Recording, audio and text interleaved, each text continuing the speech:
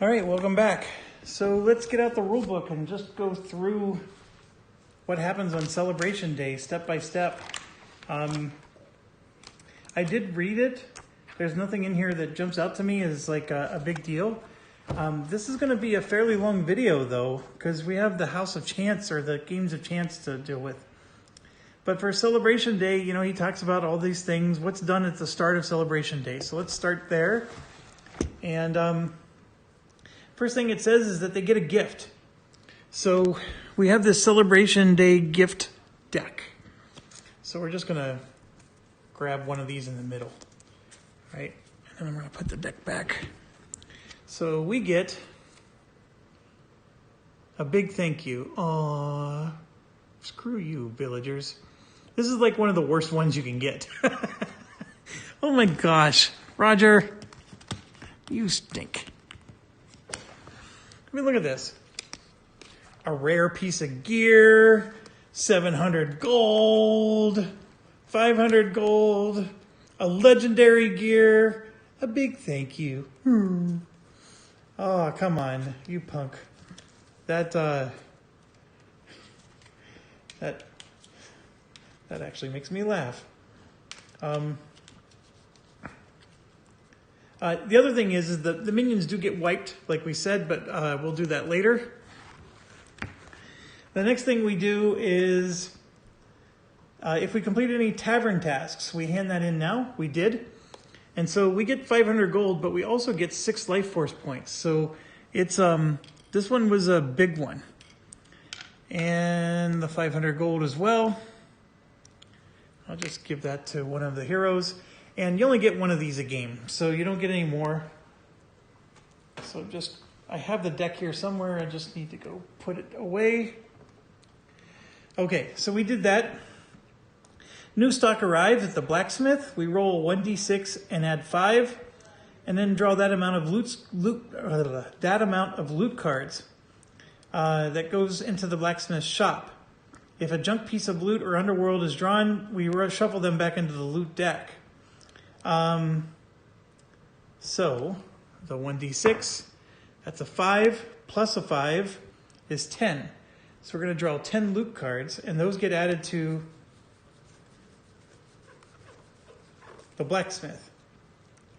And unless it's a piece of junk or an underworld loot. And so let's see what we got.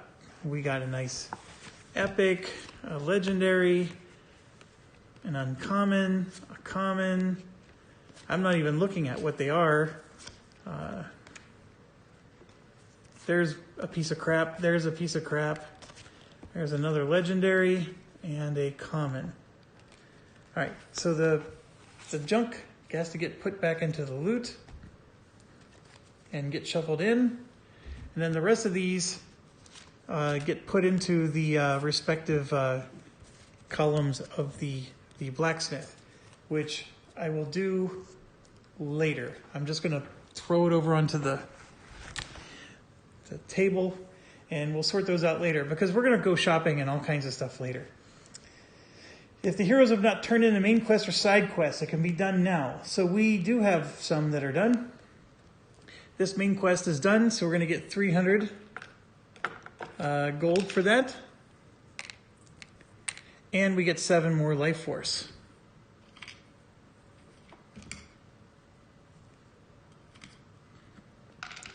So that's done. So we did the Baron's Wine and the Chambers of the Corrupt. Okay, looking at the rest, we have 3 more left. We didn't do any of those yet. The red ones for sure. The yellow ones are actually partially done. Both of them have a portion of them done, but they're not completely done. Next, if there's any potion or torches by the side of the village board that have been used, place them back in the bazaar. It's considered that they replenish these items. So let's go ahead and fix the bazaar now. Now that I have to reach across the board, I will do so. That torch the knight was using would be considered extinguished. So we put that back. And then, the ochre juice, the 2 elixirs, basically anything that was used basically just refreshes. And the heroes still have some in their inventory, and they, of course, keep those. The torch being the only thing that... I honestly don't know what to do with the torch. I mean, because it never technically went out, but they've left the dungeon, so they don't need it anymore. So you could argue that the knight, restore, because he still has the torch and it's still working, that he just, temporarily put it out and he'll relight it later. So let's do that. The knight still keeps his torch. It's just no longer lit. Don't know what the rule is on that one. Okay. Jumping back in. So now the heroes are free to roam throughout the village. And one of the things they get to do is the House of Chance. So the village, of course, has a lot of stuff going on. The House of Chance will do last. In fact, we're going to even do like what's done after Celebration Day. We might even do that stuff now, because this is all the administrative stuff. And then the House of Chance is like a game within itself, and it might even be its own little video. But like, here's the things we can do in the village. We can level up, and it costs 4 life force to do. And I think we have 4 of our heroes still need to do that. So we're going to do that. We can buy and sell at the blacksmith shop. So that's one important thing. We can rent a room at the tavern. It's 100 gold, and it fully restores your essence. So the tavern gives you essence, whereas the temple for 100 gold will give you health. So it is 2 separate things to get essence versus health. You can cure all afflictions for 100 gold at the temple, and you can receive a blessing, which costs 200 gold. And basically the blessing is some random thing, and there's a giant blessing deck you get to draw from, and you don't get to look at the blessing until you enter the dungeon. And I took a sneak peek at the deck. I can tell you that most of them are good, but there are some that actually curse you. So the blessing is not always a good thing. And then, of course, the bazaar is just the potions, right, that we've been buying from. And the academy. We can use life force at the academy to get our skills. And we're all going to be level 2 soon, so we can get level 1 and level 2 skills. Some people have been asking on Board Game Geek, can you buy a level 2 skill if you haven't first bought the level 1? The consensus is so far that you have to buy the level 1 first. So that's it in a nutshell. And then there's the House of Chance, which in the House of Chance, there are 4 chance games that we can play. I did read the rules for all these. This one is one of the ones that looks fun. It's called Bravely the Knight. This is very much like Chutes and Ladders, or maybe, I don't know, some Candyland or whatever. You start here and you can either move right or up, and you have to go through the dungeon, and you basically just roll a die, move that many spaces, and then do whatever it says. So it's a very randomish game. And when you complete a whole circle and get back to the start, you can choose to leave and take whatever gold that goes with you, or you can do another loop. But you could die and get nothing. Okay, so that's Bravely Knight. This one seems like the impossible. It's Tower Attack, which is made to look like Dark Tower. I do like the graphics. What this one is you take 3 12-sided dice, of those colors, and you roll them. You get 3 chances to roll. It's like Yahtzee. So once you get an outcome that you like, you can keep the die and then just roll the other 2 dice. So you're basically playing Yahtzee. And if you get at least a 4, 3, and 4, you win $200. And then you move up to the next level and so forth until eventually you need an 11, 11, 10, which you'll get $2,000 if you pull that off. That's a really difficult task, even if you're rolling 3 times. But that's Tower Attack. I think you only get to do 1 game of chance, so you have to pick which one you're going to do. The third one is a game of blackjack. It has everything in the game that blackjack rules have, except I noticed that Roger didn't have anything for if you actually get a blackjack. So you don't automatically win if you get a blackjack. But basically you play blackjack until the house runs out of money. or you want to quit. That's how it is, and you can have 3 heroes play at a time. So 3 of your heroes can join in, and it's all party money, but you can have 3 heroes play. Okay. The fourth one is actually a tactical game. There's a challenge deck of, I think, 10 challenges. And basically, what you're going to have here, I got to put the camera down, is there's going to be monsters over here, and the heroes are going to be over off the board this way. The heroes are going to be on this end, and basically it's almost like a tower defense. They're moving this way and trying to get here to destroy the temple, and then the heroes have to stop them. And you have attack points and movement points, and only so many actions when it's your turn. And then when it's their turn, they can do actions, and they have special abilities. So it's quite involved. I bet if we did this one, it would be an hour-long video. I'm serious. It's a very involved game. But you get gold and stuff for defeating the different levels.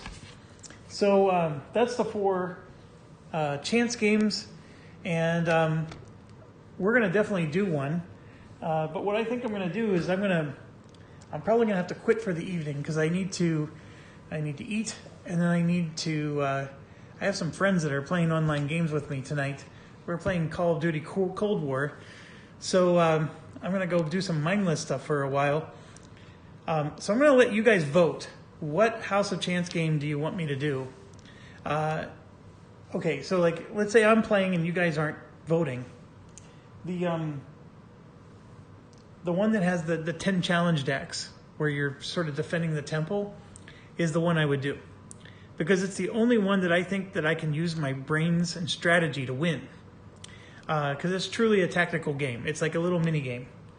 The Bravely Knight one is a whole bunch of random luck, but it still looks like it'd be fun to do. It would also be very quick. So if you're looking for a game that's quick, that might be your route. Blackjack is one that, I mean, gosh, it just depends on what the cards do, right? But it's blackjack. It's not going to be anything you haven't seen before. And then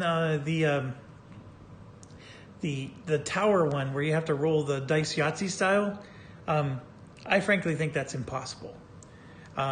So maybe I can get through 6 levels and then I'm just going to take my money and run. I don't know how anybody's going to get to the top. That one, I think I would try to get to the top if I had a lot of money to throw around, but I don't at the moment. But anyways, you guys get to vote and tell me what you want to do, and I can put that on the docket for tomorrow. But there's still a lot to do now. The next thing we do, if there are any potion and torch token, okay, off the side of the village board, they've been used, place them back into the bazaar. So Roger's repeating himself here. Create a new encounter deck. The same procedures we did during the setup. Okay, so I actually forgot the procedure, but I know it's 30 cards. So these are the encounter deck cards we didn't use, and these are the ones we did. And basically there's one interlude I know we drew, so let me get that out.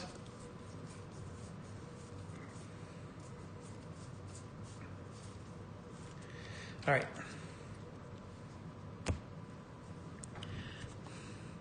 So in this encounter deck that's left, there should be a whole bunch of interlude cards still in here. Here's 1, 2, 3 in a row. Oh my gosh, they were all next to each other. Look at that. I did not do a good job of shuffling those.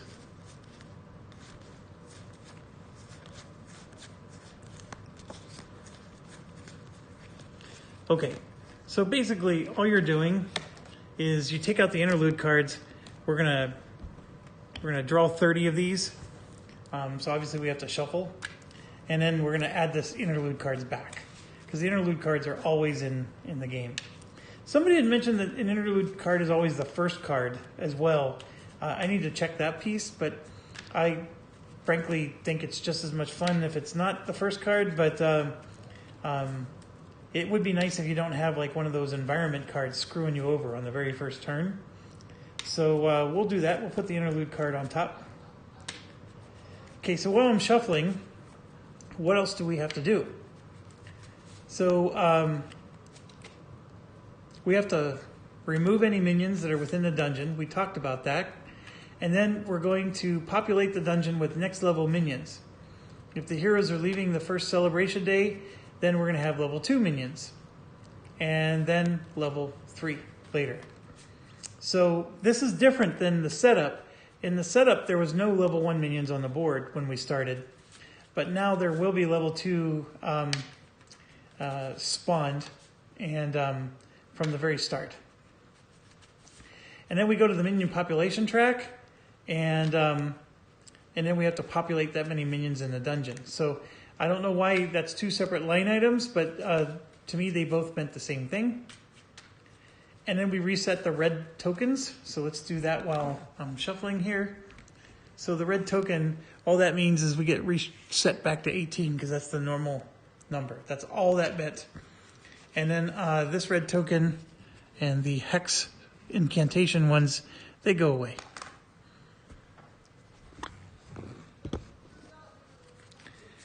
And then for each of the 4 mining decks, we remove a card that refers to a mining site being exhausted. And then the mines are now enriched and can be mined again. And as you know, there's 2 exhaustion cards in each deck. So what we did is we discovered the first of the 2.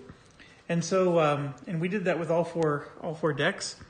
So for the mining cards, we're going to remove all 4 of these.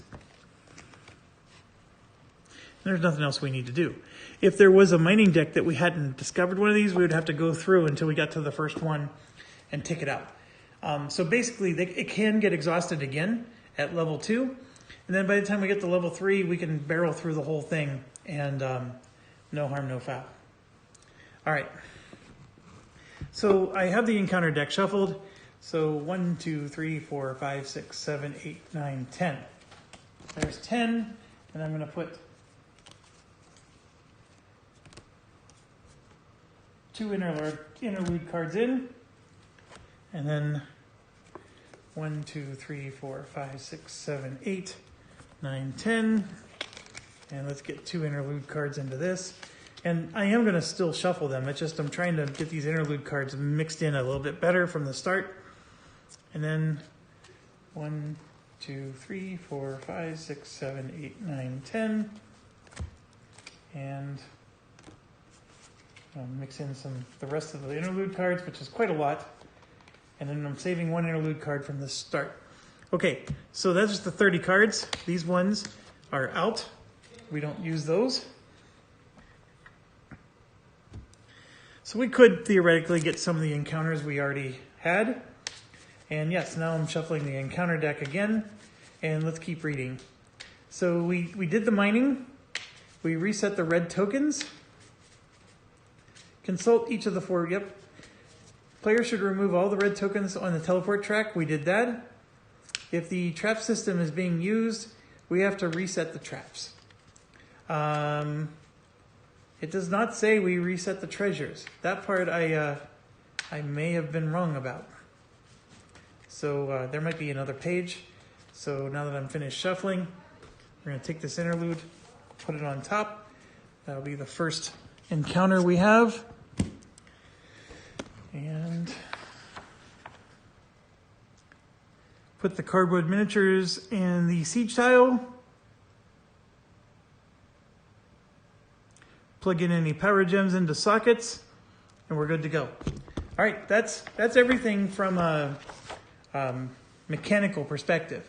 As far as the traps go, the traps are really simple. You have these they're just double-sided. They either have red or blue, and you're just shuffling them and then putting them everywhere a trap is supposed to be. And then if it's red, then you draw from the trap deck, and that's where the real action happens. So the trap tiles that are on the board are just a mix of, yeah, it's a trap, or sorry, no, it wasn't. It looked like a trap, but it was already triggered or whatever. So, do I like the traps? You know, they do make the game harder, which is why I don't like them. I think we'll reset them. I don't really enjoy them because they just add more fiddle to the game. But I give Roger credit. The traps are, you know, they're an integral part of a dungeon. But you know what's missing in my mind? A rogue should be able to disarm traps, because that's what a rogue's for, is to spot traps and disarm them. And the fact that these traps are there and anybody can disarm them or anybody can step on them, that sort of bothers me a little bit. And so the thematic part of it is ruined a little bit. So that's why I don't like the traps in this game. So we'll figure it out, and I'm not going to make you sit and watch me do that here. The big thing is we need to figure out how much money we have. And then, of course, we'll do our game of chance later. And then we're going to have a lot of blacksmithing and stuff like that to do. So let's look at our money, first of all. So coming from our paladin, we have 5, 6, 7, 8, 900. And then the cleric has 200 more. The rogue, this is 1,000. 400. And yeah, that's it. From a life force perspective, let me grab all those. We have 5.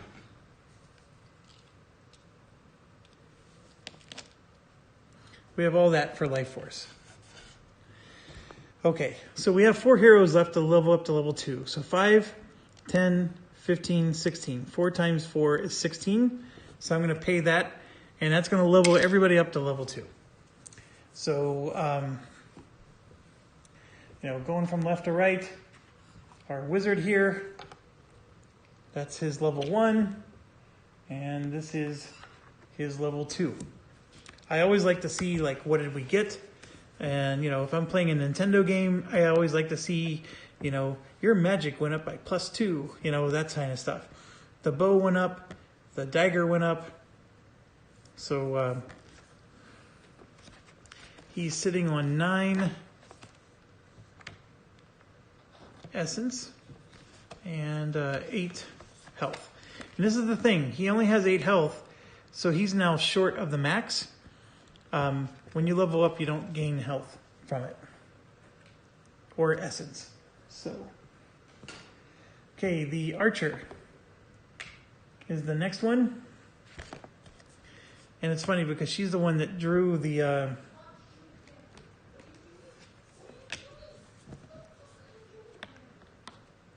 right.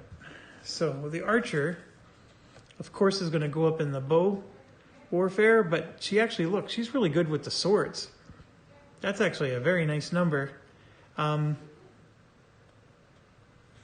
right, let's keep going. So archer levels up. Next is the paladin. This was the archers. Okay, the paladin. Swords goes up by 1. Look at that, the mace went up big time. So the paladin basically can dual wield a mace and a sword very effectively. So that's good. So he goes to 7. And this is 10. And if you look there, see, it's warping the board. Like how it's bending the board. And that's what's causing these to bend. So I guess I could have paused the video so you didn't have to watch all this. But I actually think leveling up is one of the fun parts of the game. And then last but not least is Sir Knight with that awesome protection ability. Here's his level 2. And you can see his mace went up. His sword went up. His bow is pretty decent. And his chaos got a little bit less worse. But his might is amazing. So he goes to 10 and 5.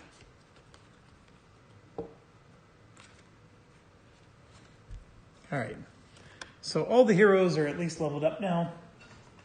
And then one of the next things we're going to want to do is we want to spend as much of this as possible to get skills. So we have that issue we need to get through. And then we have gold to spend on items. And we also have, as you can see here, this is our mining items from just the archer. And then we have the dog had some here. And then the knight had some. So there's all of our mining items. So we got to go through and figure out those as well. So let's do the skills first. There's 8, 11, 12, 13, 14. There's 15 skill points. And let's dive in, see what we got. We should probably try to sort these. So the level 3s we don't need. The 2s, so like that protection one. What is, oh, you can protect 2 heroes. Or 2 spaces away, I mean. So you don't have to be next to them anymore. You can be 2 spaces away. It costs extra essence, and it absorbs 3 damage instead of 2. To be quite honest, from an essence perspective, you don't want to go to level 2 because being able to block 2 damage for 1 essence is better than blocking 3 damage for 2. That's level 2, and then this is level 3. You can spend 2 essence to re-roll a D12 warfare dice. Oh, that's technical warfare. Never mind. The protector one, level 3. You absorb 4 damage, and it costs 3 essence. I mean, it's actually, you don't want to get these, is what I'm trying to say. The level 1 protector is all you need. Yeah, it doesn't block as much damage, I get that, but the essence alone makes it worth it. So, okay, tactical warfare is actually quite nice, but I'm going to spend all day if I do this, so let's just get the level 1 skills out for now, because we want to see, we want everybody to at least have some skills going into this next dungeon. Some of these guys still don't even have their level 1 skills. And there we go. All right, so let's get everything else out of the way. And once we figure out the level 1 stuff, we can talk about buying level 2. But you can always do enlightenment, as we know, to get these level 2 skills later. We're going to need 16 more of these points to level up to level 3. Okay, Shadow Dagger. If you're adjacent to a target, you can roll a 1d8 and you can possibly do 1 or 2 damage to somebody. That's really nice. It costs 2. Let's set that aside. Vanish. When activated, the rogue may move up to 6 spaces unseen and reappear on her final step. Roll a 1d20. On a 16 to 20, remove any tracking tokens on her hero card. So she can run away from a guardian with that. And it looks like she can go unseen past some minions, so they won't turn into raid mode. It's okay. I like the Shadow Dagger a lot more. Long Shot. When activated, a monster within 4 spaces, roll 1d6. You can just do 1 damage, 4 spaces away. That's pretty good. This one, Dual Shot. At the end of a combat round, if the archer dealt damage from a ranged warfare roll, you could roll 1d6 and do extra damage. Okay, that's really nice. Obviously, it's situational because you have to have a ranged warfare roll. I like both of these, so let's see if we can buy both. Arcane Barrier is the defense thing. I liked that one, but it'll be lowest priority because he already has one. Consecrate Ground. Before any warfare roll, when activated, all monsters have their warfare values lowered by 2. It remains active for the duration of this turn. That's actually a really nice one. That's like getting a +2 to all your die rolls. We're going to keep that one. Healing Hands. This has to be the Paladin. Nothing wrong with that. Obviously, I like the other one a little bit more. Holy damage. This has got to be the cleric. If you dealt damage using spiritual warfare, you can deal 1 more damage. Okay, that's fair. Not saying it's fantastic. And then the tactical warfare, you could re-roll one of your dice, the D6 die. And it can be done repeatedly. I'll tell you what, that knight is a pretty good character. Roger really beefed him up.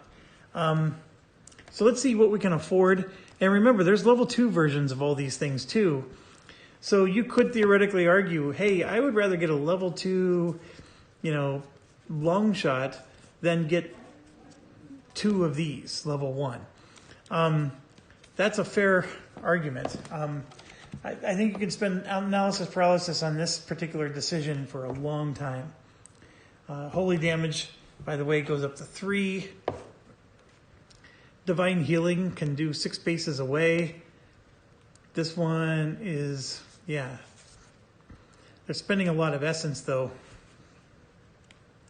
The consecrate ground, this is what, the level 3 one? Look at this. Their warfare values get lowered by 6. This one, that lowers the warfare values by 4. That's actually quite good. I may want to do that, so let's just set that one off to the side. The healing hands, of course, are nice. I'm not going to be able to afford everything, so I can't get like my eyeballs are, I like everything on the menu. It's that kind of thing. Look at that, 4 damage. That's really good. I hate the idea of missing, but it's really good. And there's the long shot. Can shoot 8 spaces away. Holy cow. 6 spaces away. Does the vanish? How does the vanish get better? You just move more spaces unseen. It's a lot easier to remove the tracking token. And the shadow dagger is nice. The protector is the one that we said we don't even want to look at those. And the technical warfare is actually really good. This one is you can re-roll the D12 instead of the D6. And this one you can re-roll both. Either one, actually, is what it's saying.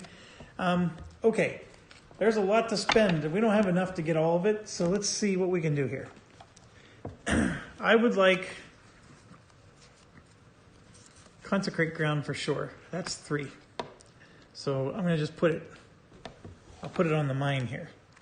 So we're spending 3 for consecrate ground, and I'm going to set this off to the side. We definitely want 1 for the archer. I like the long shot. I like the dual shot a little bit more. So when she's in battle, she's going to be devastating. Whereas this one, yeah, you can do damage, but you're doing it from far away. This is good for hunting down raiders, though. It's also really good against those spiders that can web you. Remember we had that web?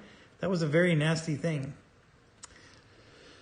I don't really know what the best choice is here. They only cost 2 each. We'll just buy 1 for 2 for now. And set it over here. The shadow dagger, we need something for the rogue. That costs 2. We already have 1 for the knight. To be quite honest, it's awesome. The tactical warfare is also great, but we'll hold. We have the healing, so we have 1 for her. We actually have 1 for the paladin. All right, so everybody has at least 1 skill now.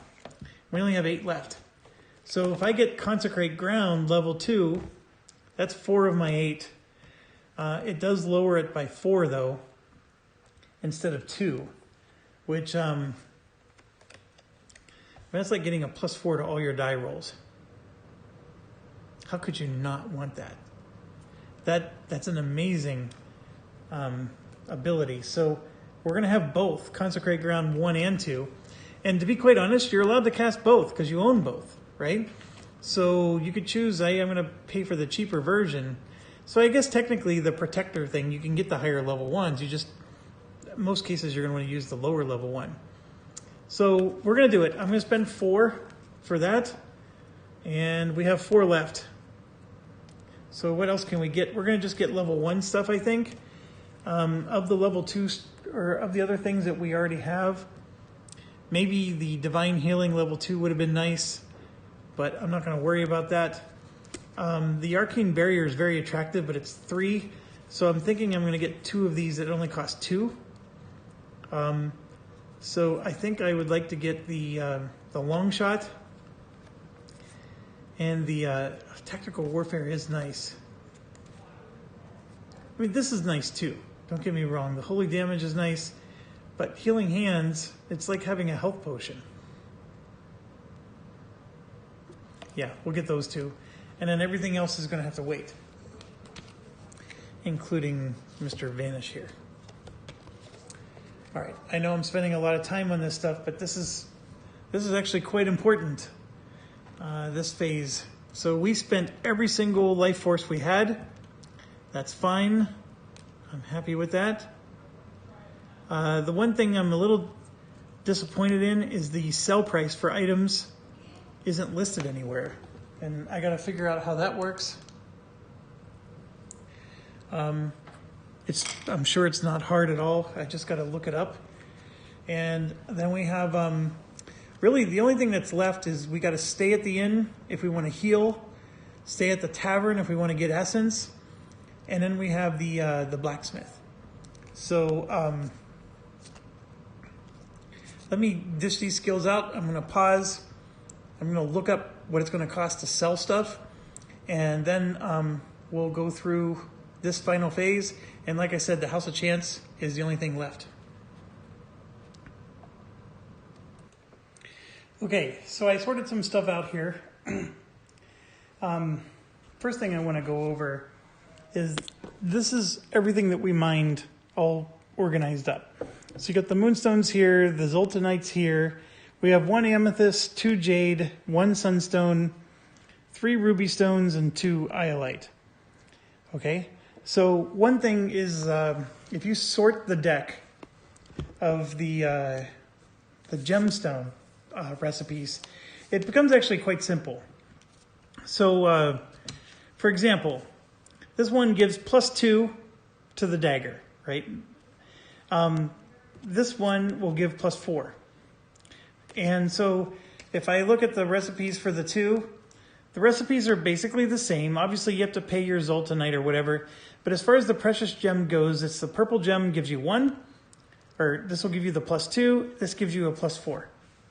So if you have enough to make a +4, you can go straight to that. There's no level requirement for these. You don't have to make the first one before you can make the second one. But basically, there's a whole bunch of recipes for purple. And that's the amethyst. So if we want to get a +2 gem, we have 1 amethyst to do that. Same exact thing for the chaos, except it uses this black mineral, and we never found any of those. So we have none of those. And we can keep going. The green would use the jade, which we have 2 of. So we could make a +4 green if we wanted to. And the blue will work for the bow, right?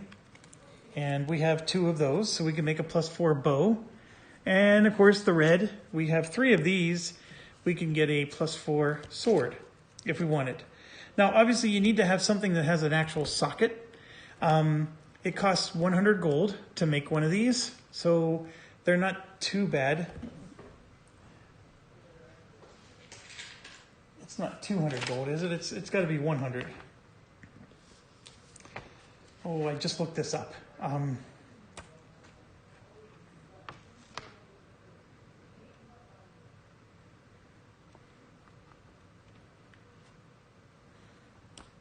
know Roger says it in 100 places.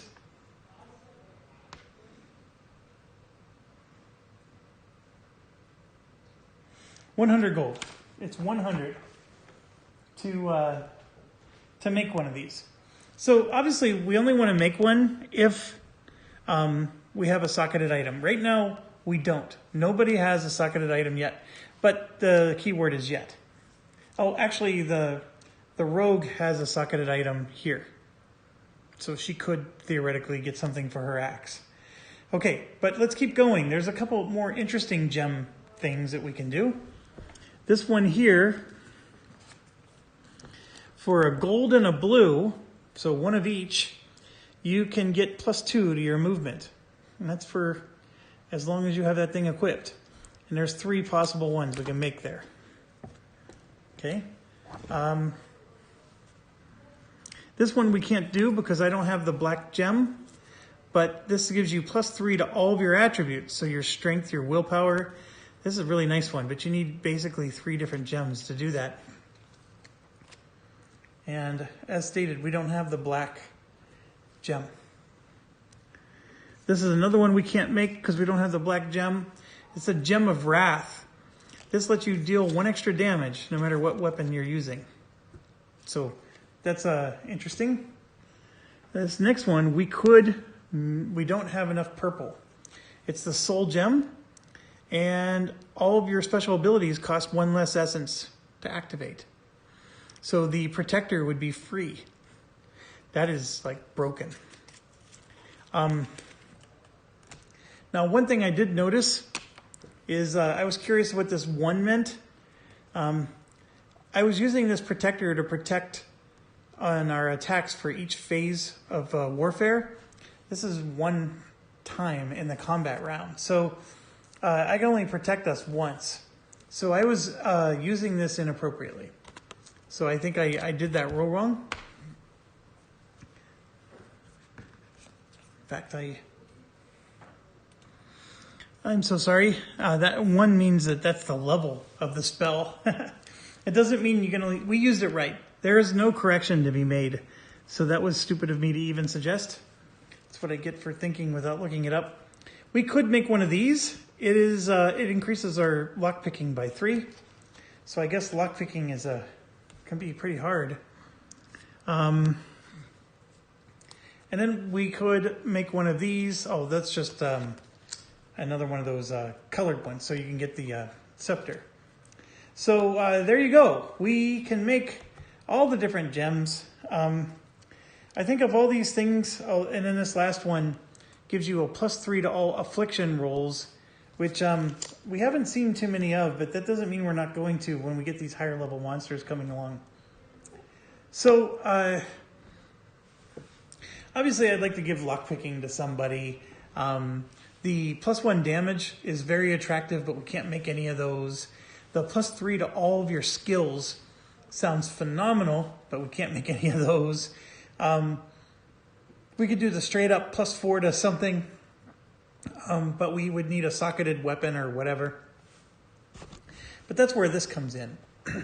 So I did look it up. The common items that we have in our inventory right now, they all sell for bupkis. The blacksmith refuses to buy any common items. So we're not going to get anything for them. Now, if you have a gold common item, he'll buy that for $100. We paid $600 for it, but he'll pay $100. So this Royal Scepter, for example, nothing. We don't get anything for that.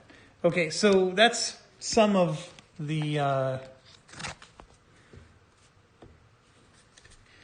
situation. And I also verified that for a level 2 character, none of the epic or legendary items are usable. You have to be level 3 for those. So as much as we, can drool over them, they're not even worth looking at.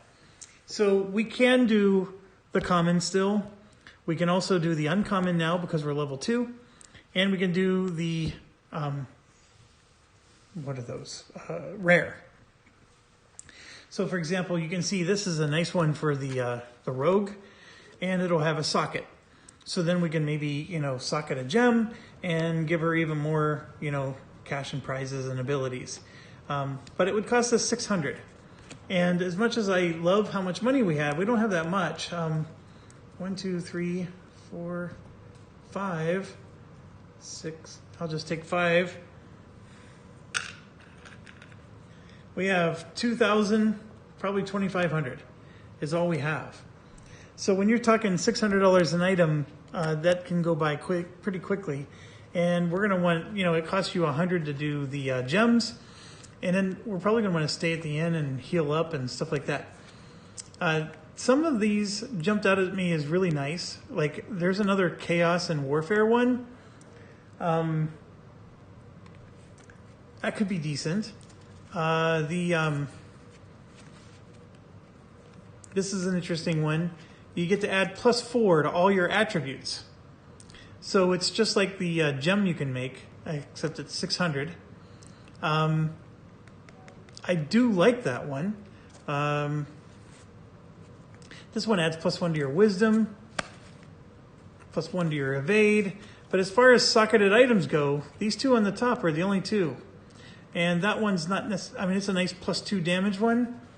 The rogue has a +1 damage one. That's chaos. So do we want to spend 600 for the socketed part? And if we do, we need to have a socket gem that we can make that would make sense to do it. This amulet, of course, is nice, but I'm not sure we're going to spend 600 for one yet. The Cloak of Midnight is a socketed armor. Now that would be nice to give to the rogue, right? A socketed armor. I mean, can't complain about that. It gives her a +2 in her best skill. And with the socket, we can give her the lock picking. So I am interested in that one. And I just think this one is overall a really good one for the time when you need it. It's just that I don't know when you need it or when you don't. But see that wisdom thing here? If we're going to go try to find a secret room, I want to give this to the mage, maybe. So he'll get a +4 to his wisdom, and that'll give him a huge bonus to finding secret rooms, right? That's the idea with the Enchanted Charm. I think you can break the game a little bit because you can trade this between heroes. And so then you can give this to your lockpicking person, and then you get a +4 to your lockpicking. So I don't know if Roger thought about that situation, but this is a nice one because it's gemmed for the mage. So we got a lot of good choices there. And here we have, this one protects against affliction. This is a perfect one for the cleric. Not the cleric, but the paladin. Because the paladin has beautiful levels of both of these. So this is helping the paladin get stronger. And then all you have to do is just give him the right weapons and he's good to go. And then of course he can have a shield. That'll give him +1 to his willpower as an armor. This bow is just as, well, it's not as good as the golden bow that the hunter has, but it is socketed. This one gives +1 strength. Here's a socketed chaos item. Here is one of the golden items, +4/+4. And so neither of our strength guys have a really good chaos, but this would cancel the chaos penalty for let's say the knight took this.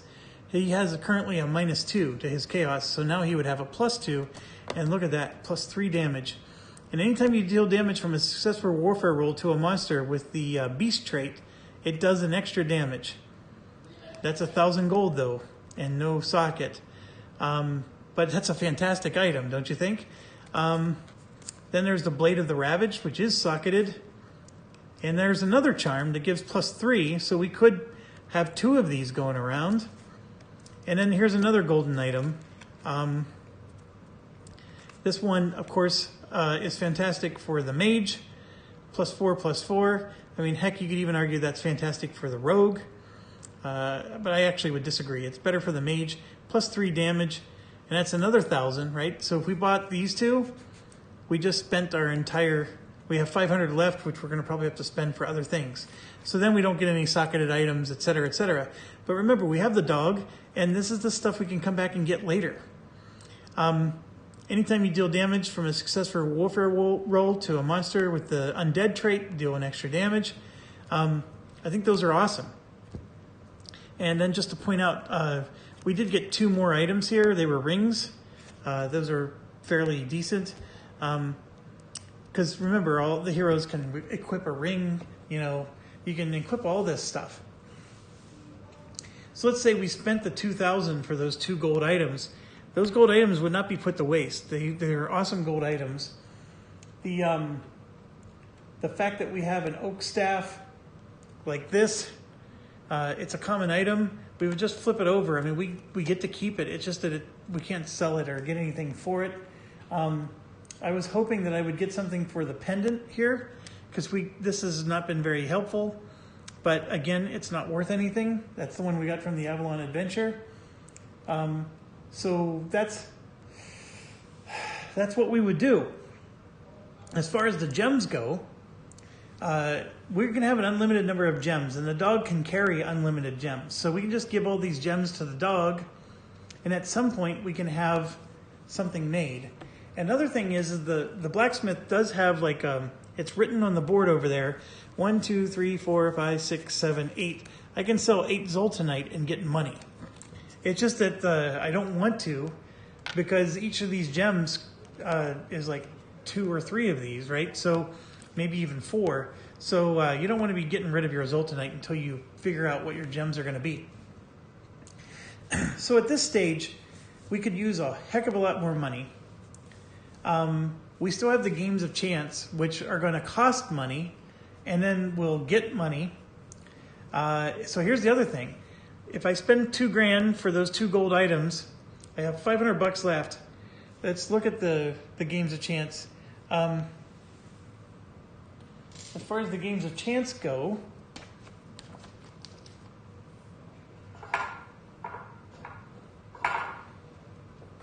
sorry, I have to go grab them.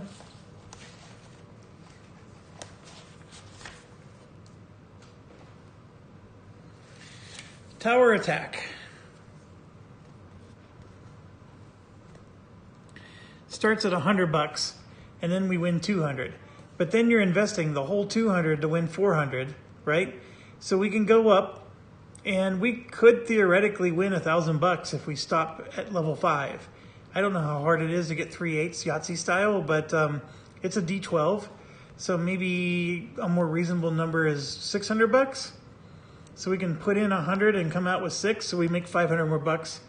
That's an option, right? So we can do tower attack. The blackjack. The blackjack has a 2,000 gold start to the bank, and it's 200 for each hero to join. So we can do the game of chance before we buy our items. So we'll put 600 gold in, and so the bank will basically start with 2,600 gold. Anytime a hero wins, they get 200 gold out of the bank. And then, of course, if they lose, the dealer wins. And then you're paying 200 gold again to do another round, right? So it's blackjack. I mean, you could win 200 or you're losing 200 each time. So that's the issue with that one. So you're betting 600 at a time. If 2 of the 3 heroes win, you could walk away with 400 extra bucks. But if you do perfectly, we could steal 2,000 from the bank. The bank can never, have more than the 2,000. I mean, yes, it could have 2,600, but what I'm saying is you can walk, minus what you're paying to join the game, you can walk away with potentially 2,000 gold if we did blackjack. I don't know how good I am at blackjack, but it's very risky because you're doing $600 a bid, and $600 a bid, you can go in the hole fast, and we can end up not being able to buy anything. So that's the concern I have with the blackjack. This thing with the challenge deck, okay? That little mini game, which is the one I was saying is it's going to be a full-length game within itself. The way that works is the first challenge is only $100, but you win 200. And the challenge is going to look like this. You're going to have your heroes here, and then 3 monsters. And then these monsters have a special ability where they move 2 spaces each time, and we have to kill all 3. Okay, simple enough. Then the next challenge is 200 to 400, and then 300 to 600, and then 400 to 800, 500 to 1,000, 600 to 1,200, 700 to 1,400, and then lastly 800 to 1,600. And the final level looks like this, where you have all these archers, or I'm sorry, these skeletons, and then you have these mages, and then you have 2 beasts. So I think the mages are, when you attack a mage and you miss, the mage will do damage back. They have like counterattack. The beasts do 2 damage to you instead of 1. And I can't remember what the skulls do. If you can't kill them all in one single combat round, they regain all their health, so they regenerate. So they're just painful that way. And you're going to have 3 heroes, a warrior, an archer, and a mage. So your warrior will make an attack, and on a successful roll, basically you just roll a blue die and a red die, and whichever one's higher wins. The warrior makes an attack on a successful roll. All adjacent monsters to the warrior are hit. So if the warrior can surround himself with several monsters at once, he'll hit them all for one damage. The skeletons, by the way, have 2 health. The wizards have 3 and the beasts have 4. The archer can shoot 3 spaces away, but it costs 2 action points. The mage can cast a fireball that if it hits a monster and succeeds, all other monsters that are next to that monster also get hit. So it's sort of like the warrior, except the mage can do it from 4 spaces away. All right, so I don't know if I can do level 10. I did notice that you start with 100, you come away with 2, then you spend your 2 and come away with 4, but now you're only spending 3. So you actually made 100 in profit, and potentially you come away with 6, and then you're only spending 4 again, so you get 200 in profit, and you're coming in with. So right now I've made 300 in profit that I kept. And if let's say I win, then I'm getting 300 more in profit that I kept. And let's say I win, I'm getting 400 more in profit. So you're actually walking away with some profit to keep. So even if you do the next level and you lose, you still had something to take home. And then the last one is I don't even know what I did with it. Oh, Bravely the Knight here. And I think one more thing to describe with the previous thing I just explained. You're going to roll a d6. And then that means I get 6 actions on my turn. And then I think you add 3 more or something like that. So I'll get 9 total actions. So those monsters are just static. And I get 9 actions where each square I move is an action. Every time I attack, it's an action. So I can, as long as the monsters don't counterattack, I can just beat them up, right? So if I go up next to a skeleton, I can spend 2 actions and just bing, bing, I kill it. Now,